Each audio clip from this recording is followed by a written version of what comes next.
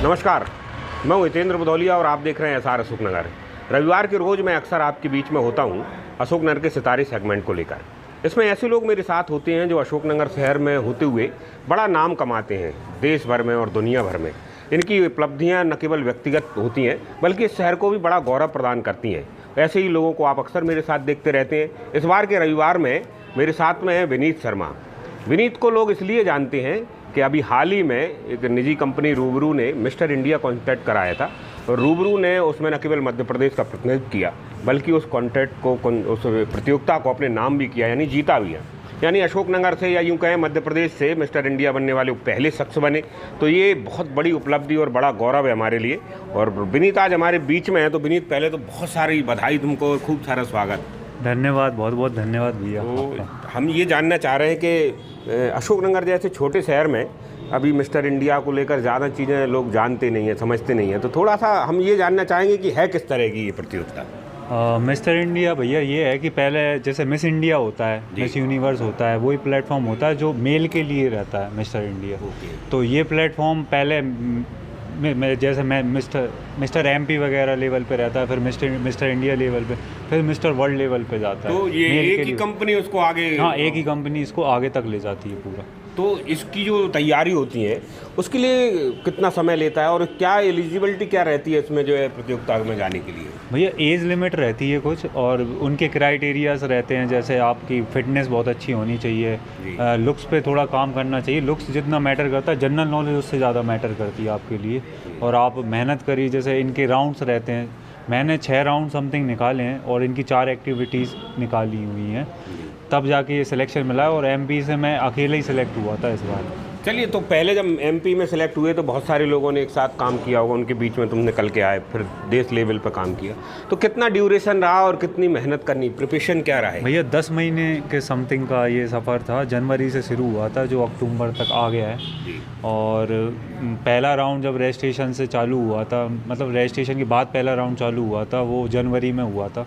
उसके बाद राउंड पे राउंड चलते रहे, वीडियो कॉलिंग, टैलेंट राउंड, सारे राउंड मिला के फिर एक्टिविटीज़ आ गई कि वो कुछ टास्क देते थे, मैं टास्क परफॉर्म करके उनको वीडियो पे या जो भी करके वो बोलते थे तो मैं भेजता था, उसके भी पॉइंट्स मिलते थे, उस बेस पर भी सिलेक्शन होता था। चलो, अब ये चेन्नई में प्रतियोगिता हुई तो प्रतियोगिता में जो टाइटल मिला तुमको मिस्टर ब्रांड एम्बेसडर का, जी जी, और इसके बाद अब आगे की क्या संभावना है? तो थोड़ा सा प्रतियोगिता किस तरह से हुई और उसमें क्या क्या, कौन कौन लोग थे, कौन कौन से सब टाइटल तुमको मिले थे, थोड़ा सा बताएं भैया। लोग तो हर स्टेट से, ज़्यादातर हर स्टेट से हर एक लोग थे वगैरह, एक जो उनके स्टेट का प्रतिनिधित्व कर रहे थे। बाकी मुझे मिस्टर कॉन्फिडेंट और ब्रांड एम्बेसडर मिस्टर इंडिया का टाइटल मिला है। और इसके आगे वो मेरे को अभी गाइड करेंगे जो भी मेरे को करना है। जैसे कि अभी उनकी तरफ से इंस्ट्रक्शन आएंगे मुझे अब क्या करना है, जो भी मैं बॉन्ड साइंस अब उनके साथ साइन करूँगा या फिर नेक्स्ट लेवल जो मैं जाऊँगा वो सब वो आपको मैं धीरे धीरे बताता जाऊँगा। तो प्रतियोगिता जब चेन्नई में हो रही थी तो वो कैसी हो रही थी, वहाँ क्या चीज़ें होती हैं, किस तरह की प्रतियोगिता होती है, क्या करना पड़ता है, वो सब मुझे बताएं भैया। ये 5 दिन की प्रतियोगिता थी वगैरह, तो उसमें सारे राउंड्स थे। जैसे टैलेंट्स राउंड दोबारा हुआ था मेरा, उसके बाद वॉक रहती है, आपकी प्रैक्टिस रहती है, आपका जो क्या कहते हैं फिज़िकल राउंड या जो भी आप मतलब परफॉर्म करते हो, आपकी बॉडी शो राउंड रहता है, आपका टैक्सीडो राउंड रहता है, आपके ट्रेडिशनल राउंड्स रहते हैं। और वो उसकी पर डे परफॉर्मेंस रहती है। उसके बेस पे पॉइंट, आप कैसे खा रहे हो, आप कैसा पहन रहे हो, आप कैसे चल रहे हो, आप कैसे बात कर रहे हो, ये सब वो नोटिस करते हैं जैसे ही आप उनके उधर एंटर करते हो। पर ये राउंड अभी से नहीं, जब से मेरा सिलेक्शन हुआ है वो पॉइंट तब से ही सोशल मीडिया पे चालू हो गए थे और उनके इंटरव्यूज़ में वगैरह में पॉइंट ही ऐड हो रहे थे। पर जब आप वहाँ पहुँचते हो तो आपके होटल में एंटर होते ही, जहाँ भी वो प्लेस है उसके एंटर होते ही आपकी पॉइंटिंग और चालू हो जाती है, रैंकिंग शुरू हो जाती है। तो हमने ये देखा है कि मिस इंडिया या मिस वर्ल्ड या मिस यूनिवर्स जब प्रतियोगिताएं होती हैं तो ग्लैमर, फिजिक और इन सब के ऊपर जो है दिमाग का भी बड़ा उपयोग किया जाता है। तो वहाँ सवाल पूछे जाते हैं, उनका बड़ा चर्चा होते हैं। तो इस तुम्हारे साथ भी ऐसा कुछ होता है? हाँ, क्वेश्चन आंसर राउंड हुआ था भैया। वो क्वेश्चन आंसर्स वगैरह पूछते हैं सारे क्वेश्चन। कौन कौन से क्वेश्चन थे तुम्हारे? जैसे जवाब क्या रहे उनके? वो जैसे कि उनका था कि आप मिस्टर इंडिया क्यों बनना चाहते हो, मिस्टर इंडिया बन के मतलब आप क्या करोगे, ये था। क्या जवाब क्या था इसका? मेरा जवाब ये था कि भैया कि मैं अगर मिस्टर इंडिया बनता हूँ तो इन्फ्लुएंस करूँगा लोगों को, जैसे कि लोग मेरे को फॉलो करेंगे तो वो मेरे को, मैं अच्छी चीज़ें सिखाना चाहूँगा तो उस टाइटल को समाज सेवा के लिए यूज़ करना चाहूँगा। अच्छी चीज़ें मैं अगर करूँगा तो लोग मुझे फॉलो करेंगे उन चीज़ों के लिए। और एक मतलब एक भी अगर इंसान 10 को मैं अगर वो चीज़ें बताता हूँ और एक को भी अगर मैं वो फॉलो करता हूँ तो वो मेरे लिए बेटर होगा। तो उस चीज़ को मैं समाज सेवा या तो इसके अलावा भी आपके सवाल पूछना थे कि आप मतलब आप जैसे कि सुपर पावर आपके पास हो, ऐसे सवाल से रहते हैं जैसे सुपर पावर क्या तो ऐसा कुछ सवाल थे जिनका क्या जवाब क्या था अगर सुपर पावर तो मैं ये था कि थिंकिंग जो रहती है इंसान की, सारी क्राइम्स और जो चीज़ रहती हैं वो अपने थिंकिंग पर ही रहता है। तो मतलब अगर आप मेरे पास पावर आए तो सोच ही बदल दो इंसान की, जो क्राइम, जो देश लड़ रहे हैं, जो एक दूसरे के बाद जलन भावना वगैरह है वो सभी ख़त्म हो जाएगा। सारा इंसान दिमाग से ही सोचता है, अगर उसको ही चेंज कर दिया जाए तो सब हिल मिल कर ही रहना चाहिए। चलो, अशोकनगर बहुत छोटा इनिशियल है इतनी बड़ी प्रतियोगिताओं के लिए, क्योंकि ये नेशनल और इंटरनेशनल लेवल पर जाती हैं। बहुत कम बच्चे इस तरह की चीज़ों में जो है निकल के जाते हैं। तो जो लोग तुमको देख रहे हैं वो ये ज़रूर जानना चाह रहे हैं कि इसको करने से क्या होगा, क्या फ़ायदा क्या मिलेगा तुमको और हमारे शहर में। भैया ऐसा रहता है कि ये प्लेटफॉर्म रहता है जो आपको पूरा देश देखता है। और इसके बाद क्या रहता है कि जो आपके लिए, जैसे आप जो करना चाहते हैं मॉडलिंग, एक्टिंग या फिर ये सारी लाइंस आपके लिए खुल जाती हैं। जैसे वो मेरे को किसी चीज़ का चेहरा बनाते हैं, एंडोज कराते हैं, वो सब चीज़ें, यानी मॉडलिंग में कैरियर बन जाता है। और आपको जैसे ब्रांड शूट वगैरह जो आते हैं, ब्रांड्स वगैरह, आप उनके भी चेहरा बन सकते हैं, जैसे कि वो जो कराना चाहें। तो क्या इसको लेकर एम क्या है? फिल्म इंडस्ट्री में जाना है, मॉडलिंग करना है, या और कुछ है? इसके पीछे सोच क्या है कि अगर मिस्टर इंडिया बन जाते हैं या मिस्टर वर्ल्ड बन जाते हैं तो उसके बाद क्या?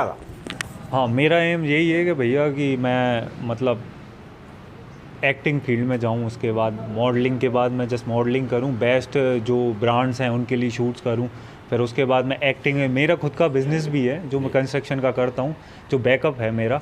लेकिन मैं इसमें जो मेरी रुचि है मैं इसमें आगे बढ़ना चाहता हूँ जितना मैं कर सकता हूँ। जैसे अब तुम ये कह रहे हो कि एक्टिंग में, परफॉर्मेंस में, उसमें आगे बढ़ना चाह रहे हो, तो इसको लेकर पहले से काम कर रहे हो या ये मिस्टर इंडिया के टाइटल के बाद दिमाग में आया है? नहीं भैया, मैं बहुत पहले से ट्राई कर रहा था। बाकी मैं कर रहा हूँ ट्राई। मैं 2017 में मिस्टर मध्य प्रदेश भी रहा था अब, लेकिन इसके बाद अब मैं नेक्स्ट लेवल आना चाहता हूँ। और मैं ये तैयारी कम से कम 5 साल समथिंग 7 साल पहले से। तो टीवी या उसमें कभी कोई जो है मौका मिला है? जी, मैंने कुछ क्राइम पेट्रोल्स वगैरह कुछ किए हैं, कुछ गाने जो जी म्यूज़िक का है, टी सीरीज़ का है, उसमें मैंने कुछ किया है थोड़ा बहुत। और कुछ जय गंगा जल मूवी आई थी प्रियंका चोपड़ा की, उसमें भी थोड़ा बहुत मेरा सीन्स थे कुछ ऐसे। तो मतलब हमारे शहर का एक युवा ये छोटे छोटे काम करके जो है अपनी राह बनाने की कोशिश कर रहा था। तो ये बताओ कि अभी जो मिस्टर इंडिया का जो टाइटल है जी ब्रांड एम्बेसडर का, ये कितना बड़ा जो है सपोर्ट है आगे जाने के लिए? भैया, क्योंकि आप इंसान को एक प्लेटफॉर्म नहीं मिलता, मेन प्लेटफॉर्म ही कहलाता है कि आप किसी के चेहरे बनते हो तो लोग आपको देखते हैं। वहाँ जब मैं परफॉर्म कर रहा था तो बहुत इंडस्ट्रीज़ के लोग बैठे हुए थे, बहुत लोग बैठे हुए थे।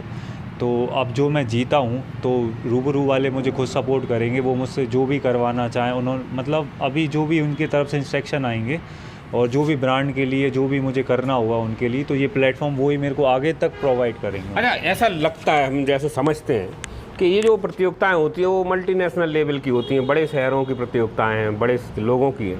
तो अशोकनगर जैसा छोटा सा इनिशियल जो है कितना महत्वपूर्ण था वहाँ? क्या इस लेवल के और भी लोग थे या सबसे छोटे जगह से जाने वाले तुम ही थे? भैया ज़्यादातर मतलब जैसे मणिपुर साइड के थे, वो भी छोटे छोटे शहरों से आए थे। ये लोग छोटे शहरों को बहुत बढ़ावा देते हैं, प्रमोट करते हैं, क्योंकि उनका इंटेंशन ही ये है कि टैलेंट तो अगर मेन टैलेंट जैसे देखा जाए तो फिर बड़े शहरों से तो बहुत सुविधाएं मिल जाती हैं लोगों को करने के लिए, पर छोटे शहरों में टैलेंट होता है लेकिन उनको प्लेटफॉर्म नहीं मिलता। ये लोग उन लोगों को प्लेटफॉर्म देते हैं जो छोटे शहर से आते हैं, जिनको प्लेटफॉर्म। चलो, ये एक्चुअली में जब मैं अशोकनगर के सितारे बनाता हूँ तो कुछ ना कुछ ऐसा ज़रूर तलाशता हूँ जो इस लायक हो कि वो इस हैसियत में आ सके। विनीत में जो मुझे सबसे अच्छी चीज़ लगी कि अशोकनगर से जाने के बाद अपना इनिशियल नहीं बदला। लोगों को भले ही चेन्नई में या दिल्ली या भोपाल में खड़े होकर कहने में कोई हिचक महसूस नहीं हुई कि वो अशोकनगर से है। इसके अलावा एक और चीज़ हमने तुम में देखी कि अभी भी अपने नाम के पीछे पिताजी का नाम लिखी हुए है। तो ये दोनों चीज़ें, वो तो मेरी पहचान ही है, तो मैं उसको कैसे चेंज कर सकता हूँ, वो तो पहचान ही है। नहीं, हमने देखा है कि जब लोग इंदौर जाते हैं तो फिर वो इंदौर को अपना जो है होम टाउन बताना शुरू कर देते। नहीं नहीं, वो उनकी सोच होगी भैया, लेकिन मेरी सोच ये है कि मैं जहाँ से जुड़ा हूँ मैं उसी नाम को आगे लेके जाऊँ, जहाँ से मैं बड़ा हूँ, जहाँ से मैंने सब कुछ पाया है। अगर मैं उसको पीछे छोड़ दूंगा तो मेरी पहचान ही खत्म हो जाएगी। ये जो सोच होती है कि साहब हम बड़े शहर से अगर अपने आप को जो है प्रमोट करेंगे या बताएंगे तो कुछ फ़ायदा होता है, तो ऐसा लग रहा है कि हम अशोकनगर इनिशियल बताने से आपको कहीं कोई नुकसान हुआ? नहीं, कोई नुकसान नहीं हुआ। मेरे को तो और अच्छा ही लगा कि मेरा शहर का नाम मैं लेके जा रहा हूँ। मेरे को प्राउड वाली फीलिंग आती है। अशोकनगर और फिर मध्य प्रदेश, ये दो जो मेरे साथ नाम जुड़े हुए थे उनको मैं आगे रख रहा था और मैं उनका चेहरा बन के जा रहा था, तो इससे ज़्यादा प्राउड वाली बात मुझे तो बिल्कुल नहीं लगती। चलो एक सवाल ऐसा कर लेता हूँ कि हम चाहते हैं कि जब यहाँ तक आ ही गए तो थोड़ी सी यात्रा और आगे हो जाए। तुम मिस्टर वर्ल्ड जब बनने की स्थिति में जा रहे हो तो तब तो बहुत स्थितियाँ ऐसी हो जाएंगी कि शायद हम लोग आपस में बात करने या इस तरह की नहीं होंगे, तब तमामी मर्यादाएं हो जाएंगी, चीज़ें हो जाएंगी। तो आगे की तैयारियां और शहर कितना उम्मीद रखे इस बात को लेकर? भैया मैं तो पूरी कोशिश करूंगा, जितना अभी तक दे पाऊँ उससे भी 10 गुना मल्टीप्लाई करके मैं ये सब चीज़ें करने की कोशिश करूंगा।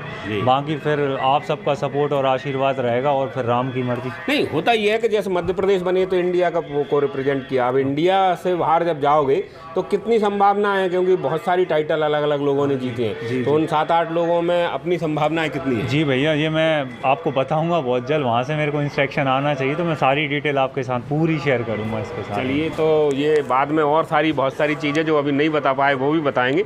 बहरहाल अशोकनगर के सितारे में विनीत के साथ आज इतना ही। किसी दिन फिर किसी बड़े सितारे के साथ आऊँगा जिसने अशोकनगर को लेकर काम किया हो। तब तक के लिए नमस्कार।